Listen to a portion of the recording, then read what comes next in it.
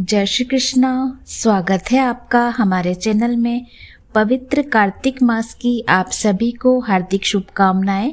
श्री हरि भगवान विष्णु की कृपा सदा आपके परिवार पर बनी रहे। हम 10 अध्याय सुन चुके हैं। आज हम आपको सुनाने वाले हैं कार्तिक मास महात्म्य का 11वां अध्याय। एक बार सागर पुत्र जलंधर अपनी पत्नी वृंदा सहित असुरों से सम्मानित हुआ सभा में बैठा था। तभी गुरु शुक्राचार्य का वहां आगमन हुआ। उनके तेज से सभी दिशाएं प्रकाशित हो गई। गुरु शुक्राचार्य को आता देखकर सागर पुत्र जलंधर ने असुरों सहित उठकर बड़े आदर से उन्हें प्रणाम किया। गुरु शुक्राचार्य ने उनको सबको आशीर्वाद दिया। फिर जलंधर ने उन्हें एक दिव्य आसन पर बिठाकर स्वयं भी आसन ग्रहण किया।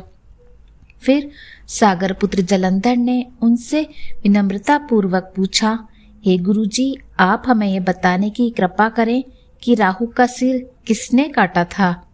इस पर दैत्य गुरु शुक्राचार्य ने विरोचन पुत्र हिरण्यकश्यपु और उसके धर्मात्मा पुत्र का परिचय देकर देवताओं और असुरों द्वारा समुद्र मंथन की कथा संक्षेप में सुनाते हुए बताया कि जब समुद्र से अमृत निकला तो उस समय देव रूप बनाकर राहु भी पीने बैठ गया। इस पर इंद्र के पक्षपाती भगवान विष्णु ने राहु का सिर काट डाला। अपने गुरु के मुख से इस प्रकार के वचन सुनकर जलंधर के क्रोध की सीमा न रही। उसके नेत्र लाल हो गए। फिर उसने अपने धस्मर नामक दूत को बुलाकर उसे शुक्राचार्य द्वारा सुनाया गया वृत्तांत सुनाया। तत्पश्चात उसने धस्मर को आज्ञा दी कि तुम शीघ्र ही इंद्रपुरी में जाकर इंद्र को मेरी शरण में ले आओ। धस्मर जलंधर का बहुत आज्ञाकारी एवं निपुण दूत था। वह जल्द ही इंद्र की सुधर्मा नामक सभा में जा पहुंचा और जलंधर के शब्दों में इंद्र से बोला, हे देवता धाम, तुमने समुद्र का मंथन क्यों किया और मेरे पिता के समस्त रत्नों को क्यों ले लिया। ऐसा करके तुमने अच्छा नहीं किया। यदि तू अपना भला चाहता है तो उन सब रत्नों एवं देवताओं सहित मेरी शरण में आ जा, अन्यथा मैं तेरे राज्य का ध्वंस कर दूंगा। इसमें कुछ भी मिथ्या नहीं है। इंद्र बहुत विस्मित हुआ और कहने लगा, पहले मेरे भय से सागर ने सब पर्वतों को अपनी कुक्षी में क्यों स्थान दिया। उसने मेरे शत्रु दैत्यों की क्यों रक्षा की। इसी कारण मैंने उनके सब रत्न हरण किए हैं। मेरा द्रोही सुखी नहीं रह सकता, इसमें संदेह नहीं है। इंद्र की ऐसी बात सुनकर वह दूत शीघ्र ही जलंधर के पास आया और सब बातें कह सुनाई। उसे सुनते ही वह दैत्य मारे क्रोध के अपने ओष्ठ फड़फड़ाने लगा और देवताओं पर विजय प्राप्त करने के लिए उसने उद्योग आरंभ किया। फिर तो सब दिशाओं पाताल से करोड़ों करोड़ों दैत्य उसके पास आने लगे। शुंभ निशुंभ आदि करोड़ों सेनापतियों के साथ जलंधर इंद्र से युद्ध करने लगा। शीघ्र ही इंद्र के नंदन वन में उसने अपनी सेना उतार दी। वीरों की शंकुध्वनि और गर्जना से इंद्रपुरी गूंज उठी। अमरावती छोड़ देवता उससे युद्ध करने चले। भयानक मारकाट हुई।